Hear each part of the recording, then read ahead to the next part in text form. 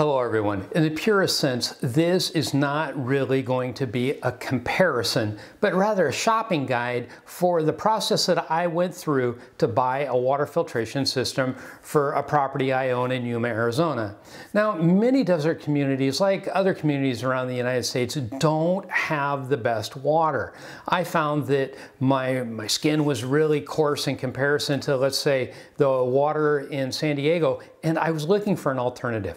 Plus, the water heater in my garage was not properly fitted. It was on the floor and there was a place to put it up onto a platform. There was just some things that I needed to do, and I boiled it down to two systems. One was manufactured by a company called Pelican and the other one by a company called Aquasana. And I started to look at their different ads on the internet and their websites, and I found that there was one certification company that one of them mentioned. And not a public agency, it's a private agency, but they certified that any package that or item that they had tested, it would work as it was packaged. So if they made a claim that it removed chlorine, it must remove chlorine. It must meet the standard or their claim.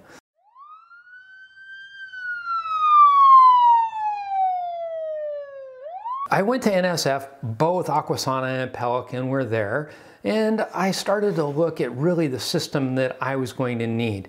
There's one, maybe two people in this house at any one time. So a huge water consumption was not something that was necessarily going to take place in this property. So instead of buying a much larger system, I opted for a system that was going to cost about $1,450, either from Aquasana or Pelican. Both of those companies are really relatively competitive. It broke down to me to which one would look best in my garage. One has a blue fiberglass cylinder and the other one was stainless steel. I was leaning towards the stainless steel. And then I started to think to myself, you know, our water here is terrible. It eats up our hose bibs. It gets all infiltrated in our pipes. It destroys all of our water faucets. So I thought maybe, because the problem is so universal here in Yuma, I would go to Lowe's and search their website and find out what they had. Well, I found a filtration system that was also rated by NSF, and it was a fraction of the cost. The activated charcoal filter was under $300.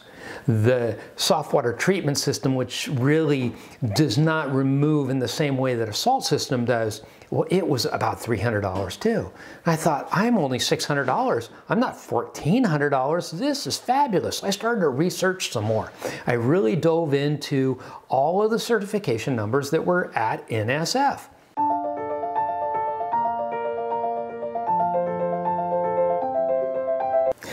As I was looking at all the details for the filter qualifications, the specifications, this one was so much cheaper than the other. How could it be? I came to realize or remember that when I typed in Aquasana in my web browser, A.O. Smith popped up. It was as though they were taking credit for owning Aquasana. I did the cross-referencing that I could, spend about 5 minutes, and it looks like Aquasana is owned by A.O. Smith. I bought the A.O. Smith filters that have the same certification that the A.O. Smith filters have for Aquasana. I think you're getting the point that I'm making here. Are the two companies the same thing? Instead of getting a blue filter, I got a black filter? Well, I have a feeling that's exactly what happened. Now, Lowe's also gives a 10% discount to veterans. I'm deeply appreciative of that. If I went to another big box store and they weren't giving veterans a 10% discount, I'll give Lowe's my money. And this is not a paid or sponsored ad by Lowe's or A.O. Smith. As a matter of fact, A.O. Smith may be going, I'm marketing the same product under two names. Interesting. So, and I highly recommend that if you're looking at a system, take the system, because all of this is going to change in a matter of a couple of years. You could have a different rating system, and this type of YouTube can last for a matter of 3 or 4 years. Go to NSF, look up the system as it's being presented, and see and make your comparison. So as I looked, I'm at $600, and I'm thinking to myself, you know what? that hot water heater that was sitting on my garage floor is in terrible shape. The anode inside is probably just absolutely filthy. Why don't I replace that at the same time? So I bought a comparable size hot water heater. It cost me another $360. I'm still below $1,000.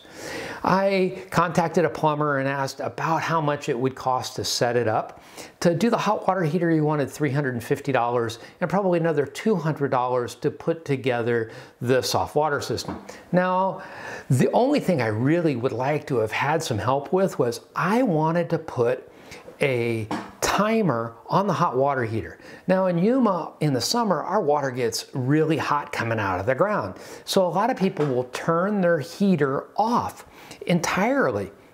And some people have saved as much as $50 a month not heating their hot water. And they leave their hot water heater on full time the rest of the year. Well, I decided I shower in the morning for the most part. I need a little hot water to wash my dishes in the evening. So I set that timer to modify my usage of electricity.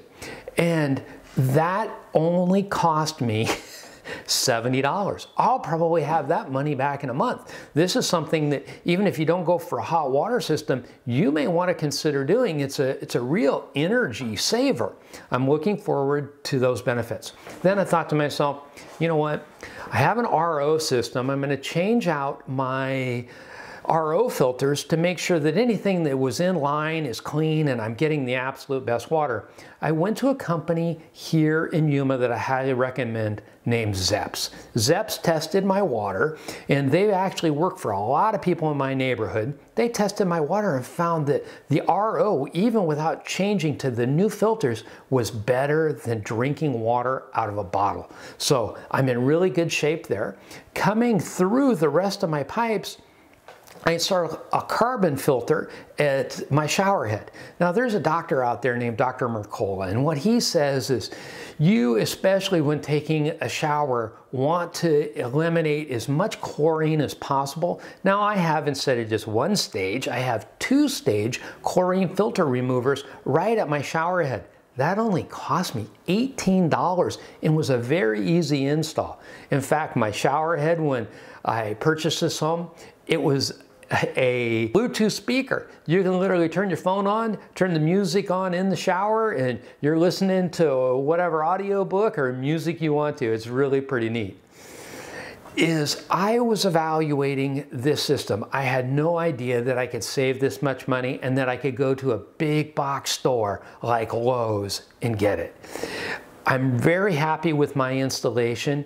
Now the coronavirus is taking place, which is why I need to get my hair cut, and I got a little bit of extra time. I really wanted to make my garage look as good as possible, so guess what I did to my copper pipes?